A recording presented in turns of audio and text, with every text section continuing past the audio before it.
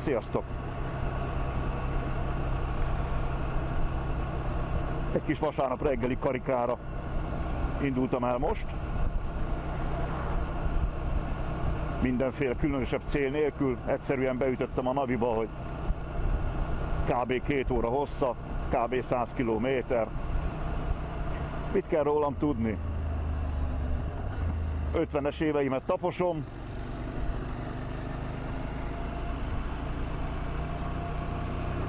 ...2010 óta élek Svájcban.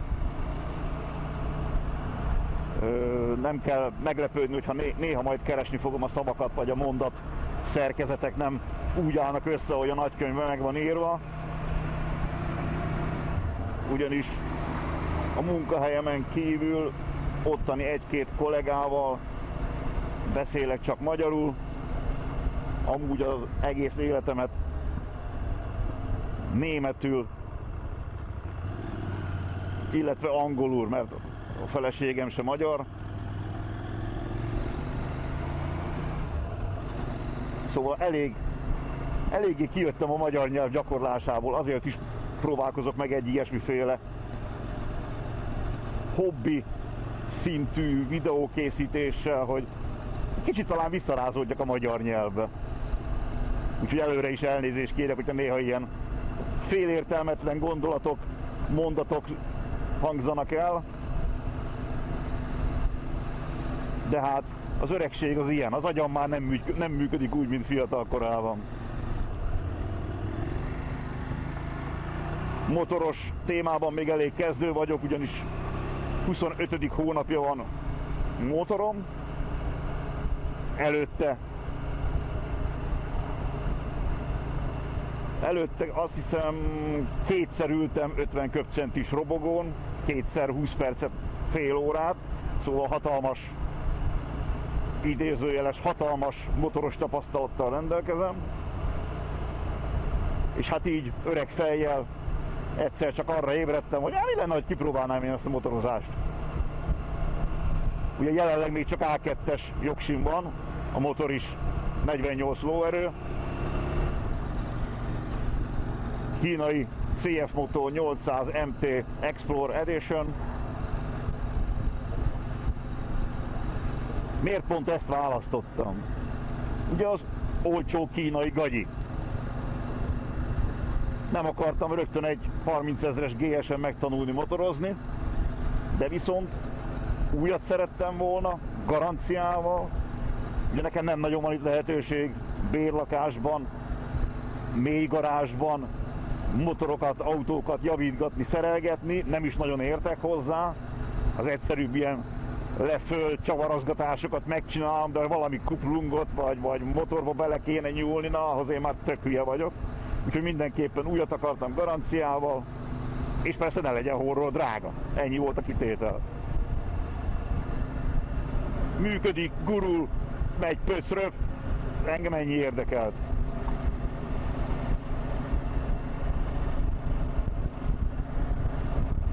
És mind ahogy mondottam volt, nem akartam egy 30 000 eurós GS-en megtanulni, vezetni, motorozni. Mivel tudtam, hogy el fogom dobni nem egyszer, nem kétszer, mivel nagy motoros tapasztalatom semmi. Eleinte ugye a nagy robogókat nézegettem, a Yamaha, azt hiszem Yamaha, T-maxokat, X-maxokat, azt hiszem ez volt a neve. Ugye automata váltó, húzod, aztán megy. Én ebből indultam ki. Aztán nézegettem, közlekedtem itt, jártamban, keltemben, az utcákon, az utakon. Láttam mindenféle 40-50-60 kilós kis csajszik, nagy motorokkal, nagy Ducatikkal közlekednek, és úgy voltam vele, hogy hát gépész ember vagyok, vagy mi a szösz, nem ám. Nem tudok megbirkózni egy 200 kilós motorral.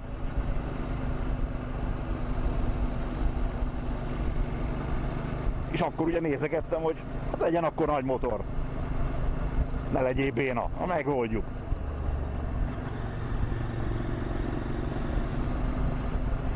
...2024 negyedik hónapi motor. akkor hoztam el Szalonból, és most 25 hónappal később 38.695 kilométer van benne.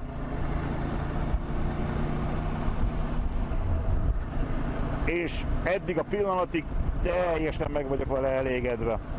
Elfelejtettem kikapcsolni a navigációba az automatikus gyorsabb út felajánlását, rohadtul idegesítő.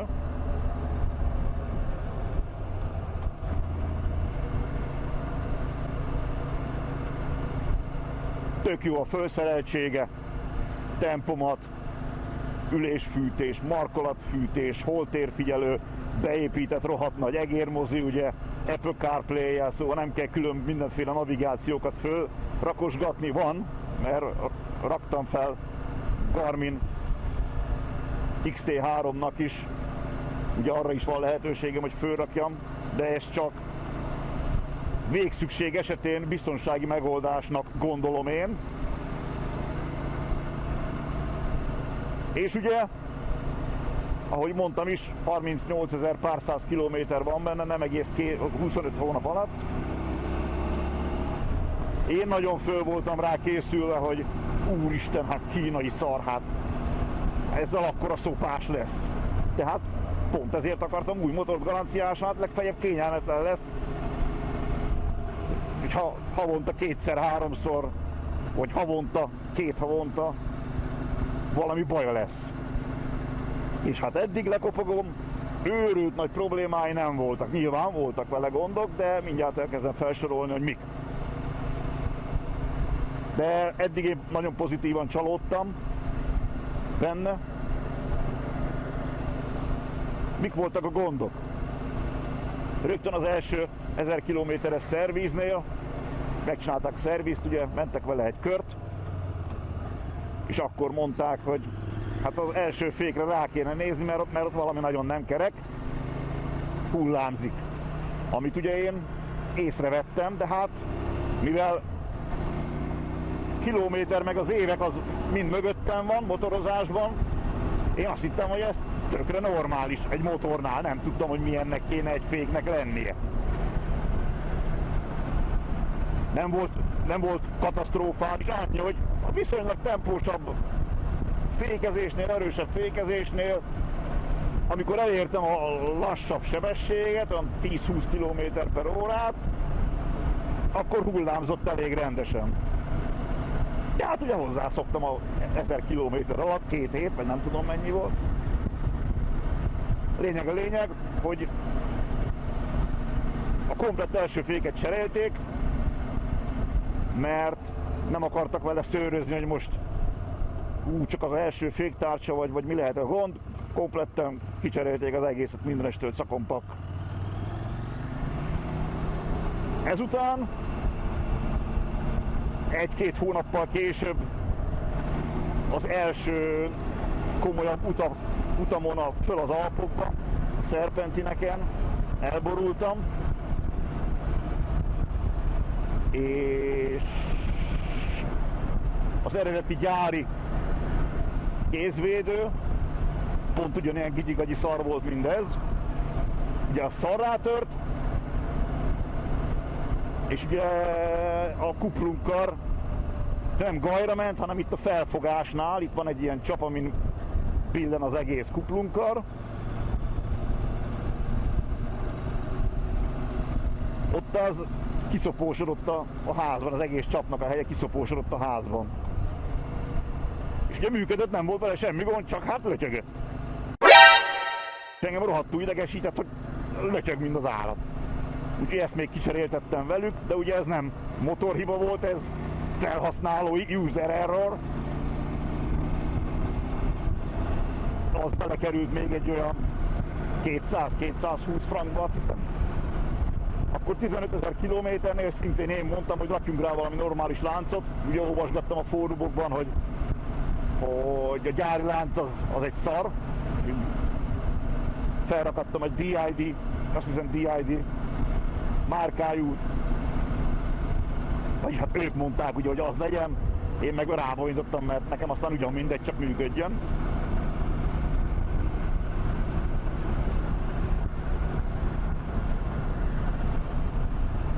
utána olyan 30 000 kilométer előtt egy picivel megcsináltam a Nagy Alpok túrát,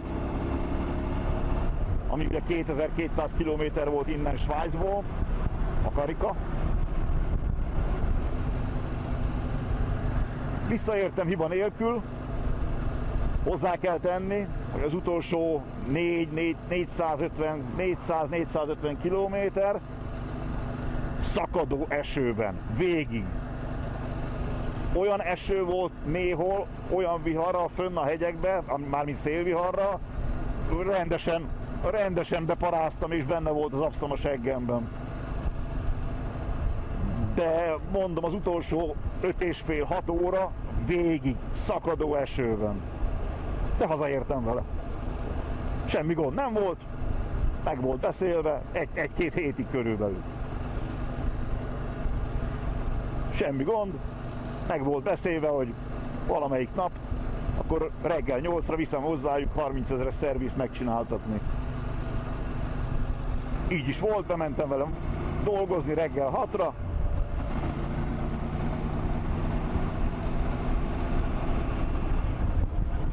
Mennék ugye a szervizbe, fél 8 környékén, indítanám, se kép, se hang, nem is reagál semmit. Na mondom, ez volt az első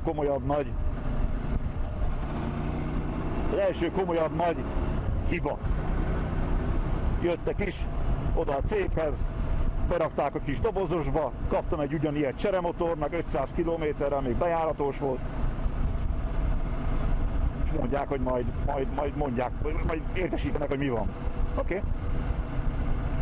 Akkor volt, ez volt az egyetlen olyan eset eddig, hogy 2 hétig nem volt nálam ez a motor. Azért nem volt nálam 2 hétig, mert egyszerűen nem tudták eldönteni, hogy mi a baj.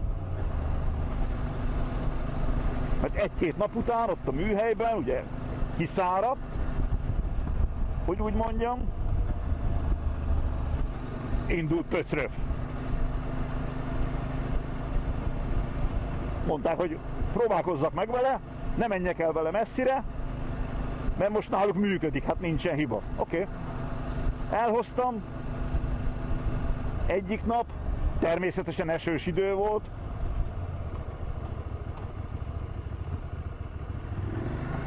akkor elhoztam, másnap megyek haza munkából, szintén esős nap volt, elindult, menet közben az összes hiba lehetőséget, mindent feldobott, amit csak el tudsz képzelni, minden világított rajta, mint a karácsonyfa.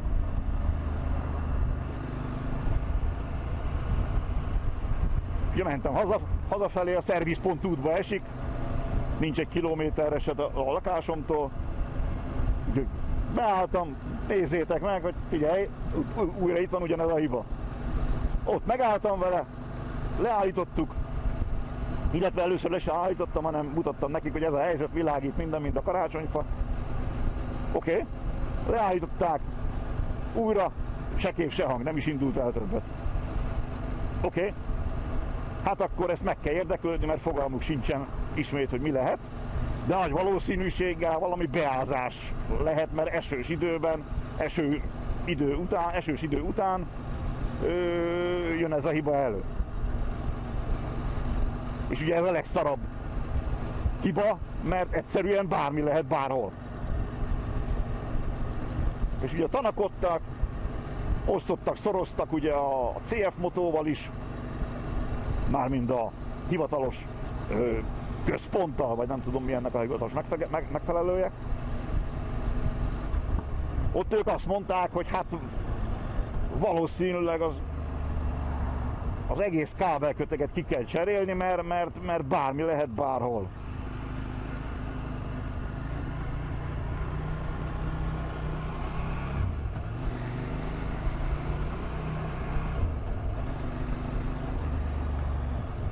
De ugye ez még nem volt fix.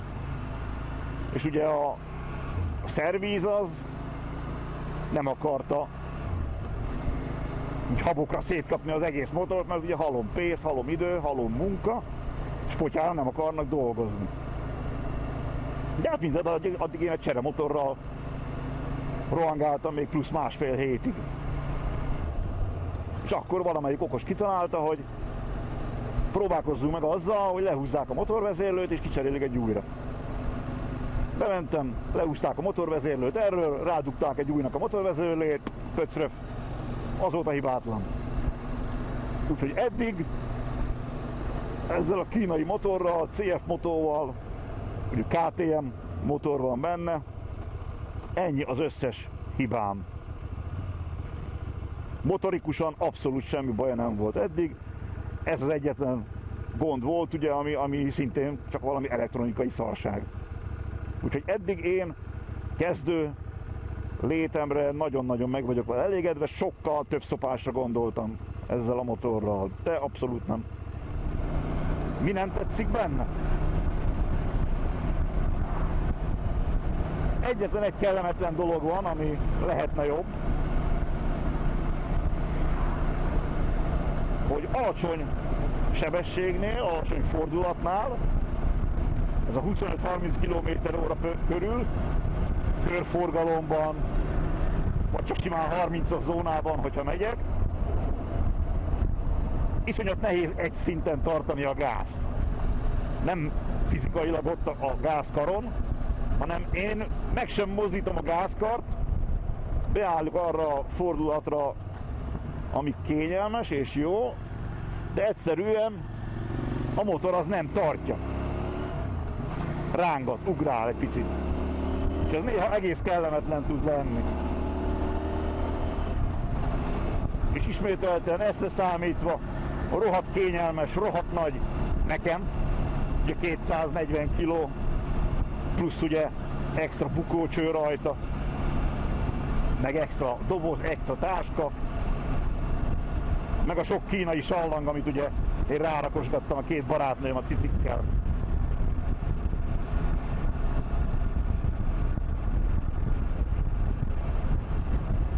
Úgyhogy rögtön nagy motorra ugrottam rá, semmi kisebb, hogy 300-as, 500-as kis 150 kilós crossmotor vagy valami, semmi. Rögtön ez.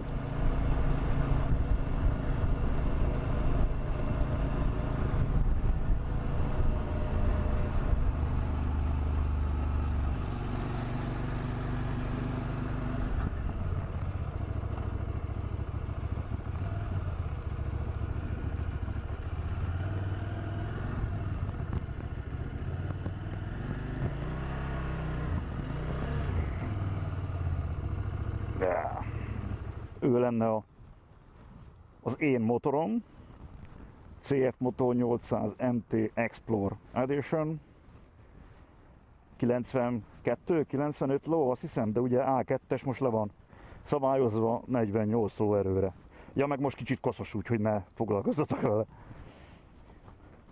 Úgyhogy teljes alu kofferszettel, tempomat, bukócső, ködlámpa, ülésfűtés, markolatfűtés, gyorsváltó, teljesen jó. Az új ára 2024-ben papírozással, mindenestől 12.500 frank volt. Újonnan 4 év garanciával. Úgyhogy, ja, plusz vettem rá új VRS plexit, csupán csak azért, hogy jobban nézzen ki. Jobban.